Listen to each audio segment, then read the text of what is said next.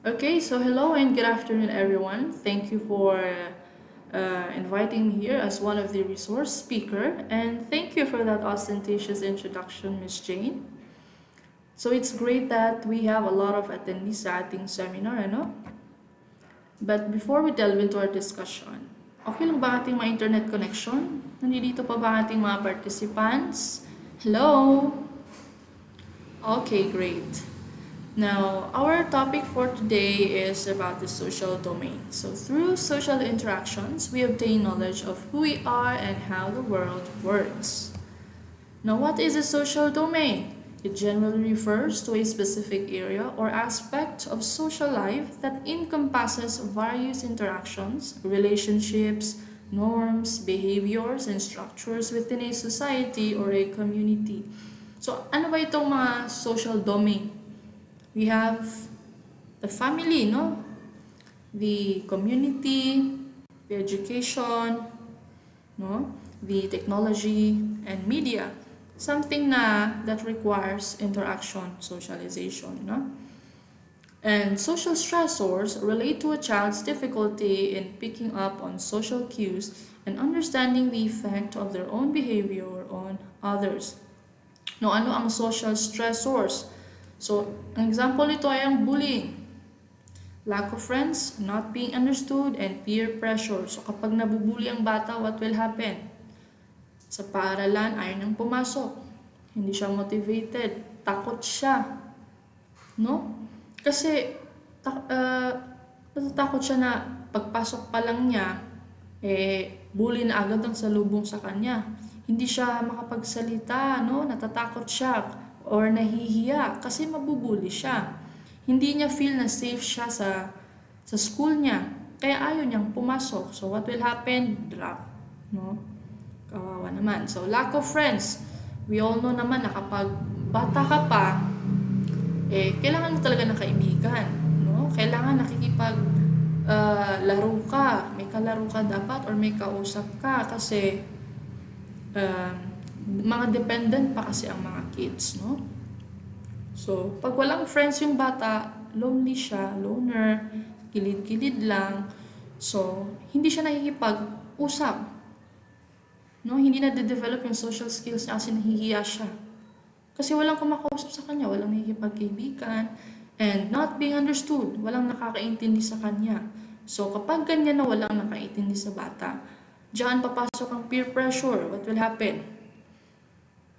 Nagiging siya, sumasali na lang siya sa grupo ng mga magkakaibigan na whereas yung mga habits nila ay hindi niya habit.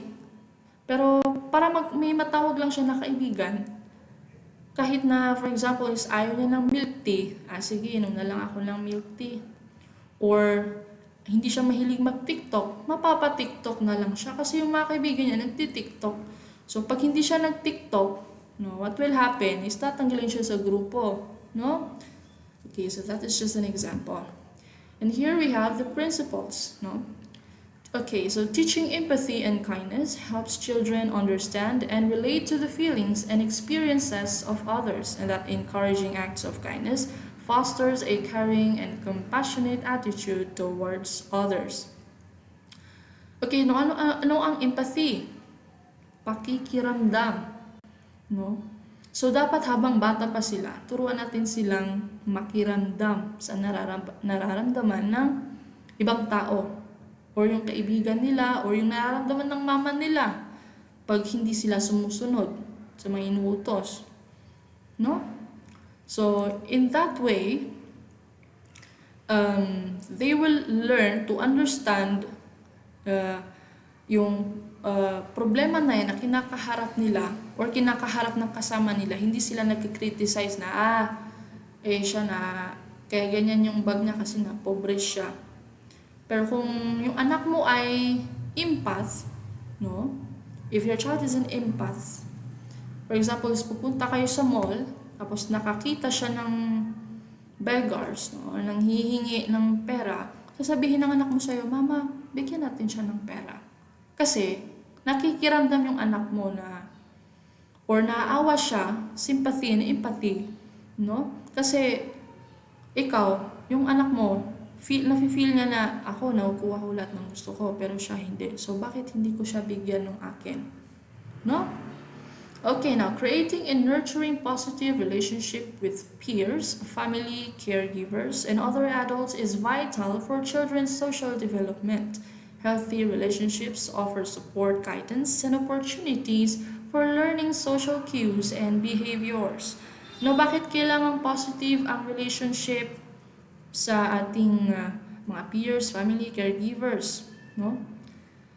Lalo na sa family kasi diyan talaga nagsisimula yan. Dapat maganda yung environment, no, sa bahay. Ano ba nangyari sa bahay? Kompleto ba ang parents, no? Or kung sa school, maganda ba ang relationship ng student at saka ang teacher? Yung teacher ba nakikinig sa student niya na or anong strategy yung ginagawa ng teacher niya kapag may student siya na mahiyain? Wag namang ipahiya, no? Bigyan natin ng atensyon yung mga bata. No? Intindihin natin sila, kausapin natin sila. No? Kilalanin natin yung mga students natin, ano? Tayo mga educators, kailangan natin yan. Okay, now, instilling an appreciation for diversity, including differences in cultures, backgrounds, abilities, and opinions, helps children develop empathy and understanding and respect for others. Ito ang isa sa mga pinaka na dapat ituro natin sa ating mga bata, yung differences.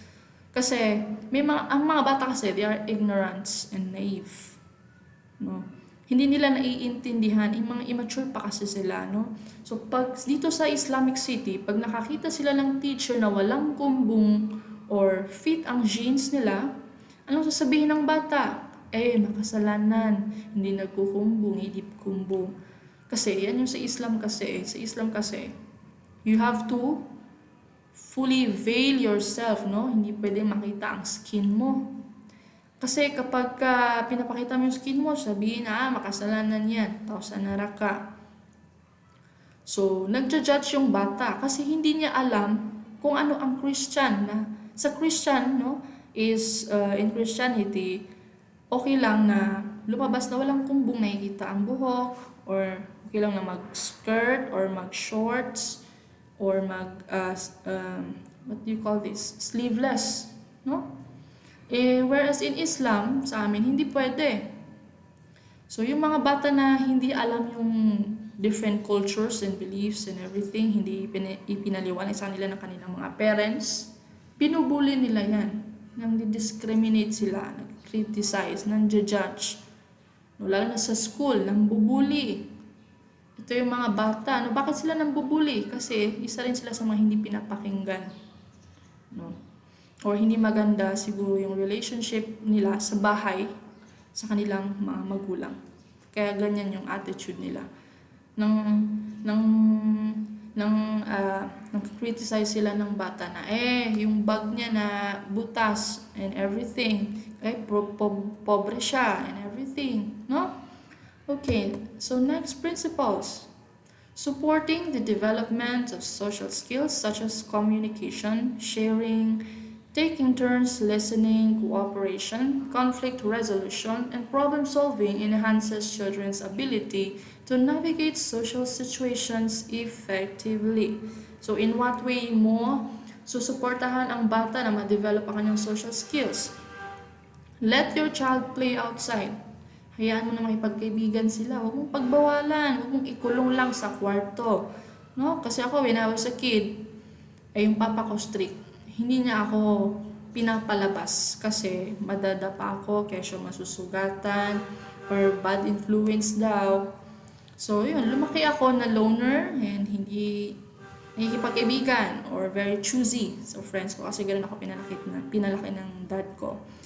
So, kailangan let your child, no, sa labas, let your child explore, makipagkaibigan, no, maglaro sa labas. Okay, now sharing.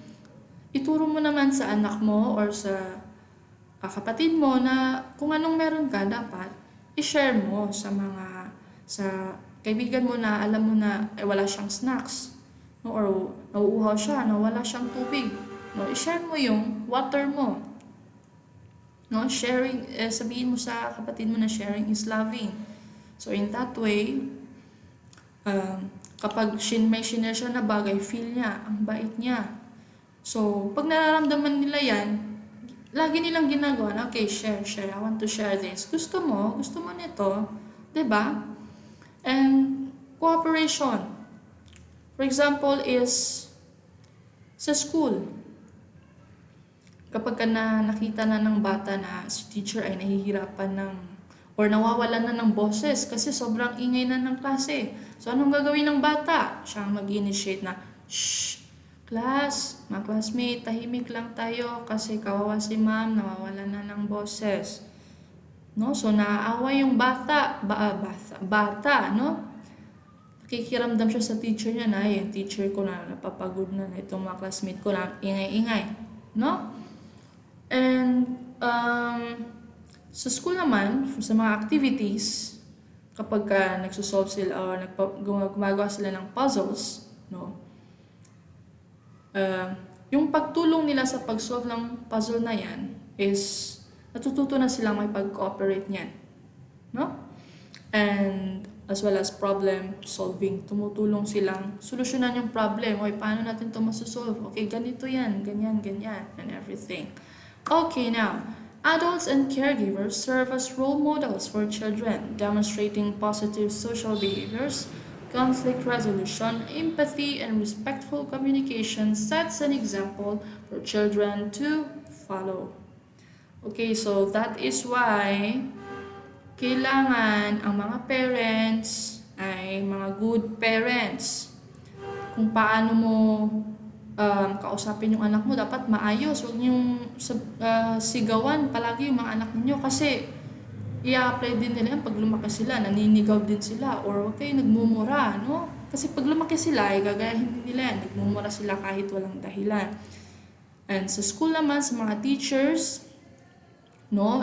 Lalo na ang mga teachers, kasi kung ano yung sinabi ng teacher, ay yun talaga yung sinasabi ng mga bata. Like for example is, itinuro mo sa anak mo or sa kapatid mo na ganito basahin ang rendezvous. It's rendezvous. Pero sasabihin ng anak mo or yung kapatid mo, hindi yan ang sabi ng teacher ko. Ang sabi ng teacher ko na ang basa dyan na rendezvous.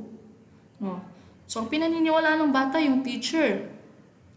No? Sila yung role model.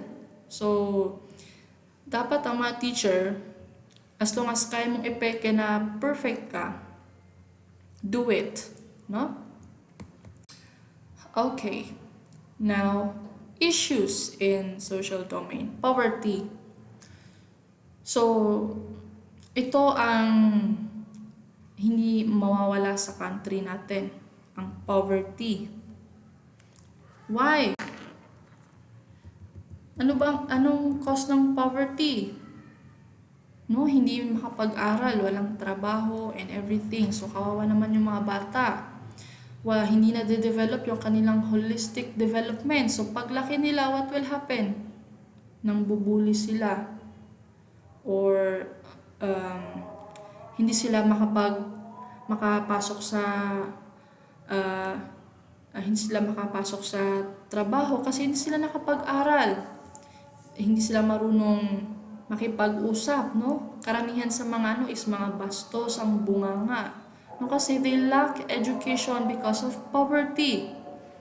Okay, next is family instability. Ano itong family instability? For example is, ayan, ang family mo ay separate, hindi kumpleto ang family mo. So, anong gagawin ng bata? Hindi siya ganadong mag-aral. No, kasi, wala na akong education. Wala na akong future sa education, no? Kasi yung parents ko na naghiwalay, hindi ko na alam anong mangyayari sa akin.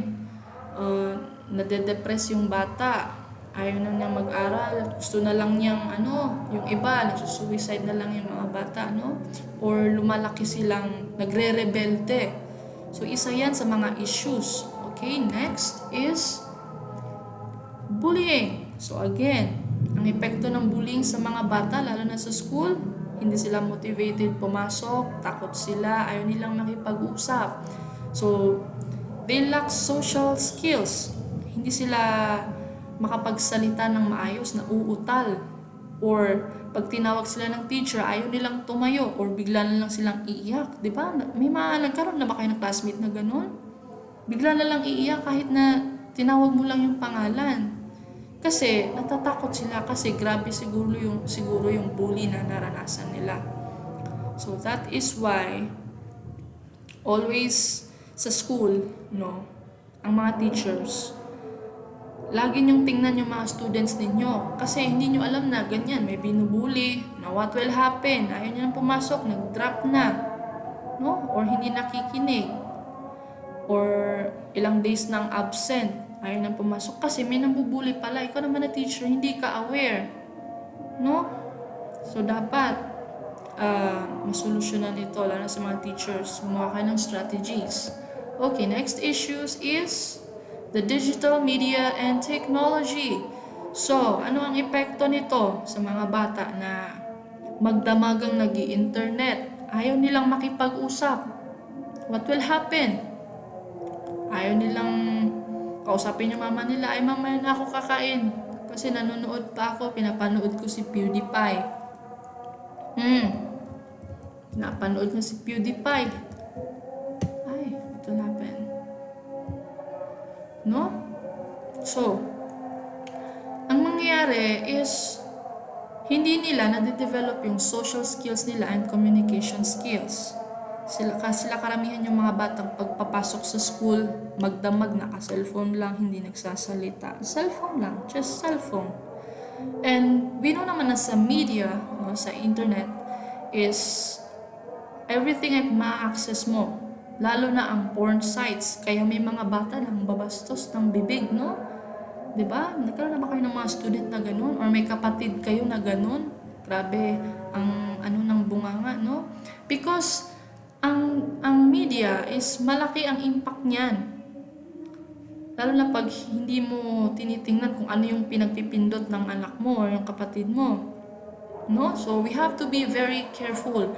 Huwag natin sila masyadong ibabad sa mga gadgets kasi hindi maganda ito para sa kanilang kalusugan at sa kanilang improvement, no, sa school. Okay. Next issue is lack of access to education. Now, ito sila, kawawa sila, no? Kasi what will happen is hindi sila makapag-aral. Kasi because of, again, poverty, walang kakayanan yung mga magulang, walang trabaho, no? So, anong gagawin natin dito? Paano sila tulungan? Sana may free education para sa kanila, no? Para at least medyo mabawasan yung poverty sa atin. Kasi mataas yung rate natin, hindi bumababa eh. Parami lang ng parami, no? So, yun na nga. Ang free education is makatulong sa kanila para maraming mga bata ang hindi illiterate, no? Okay, so I think hanggang dito na lang ang aking discussion. So thank you for inviting me here again as one of the resource speakers. I hope ay may natutunan kayo sa aking discussion. So thank you and wassalam.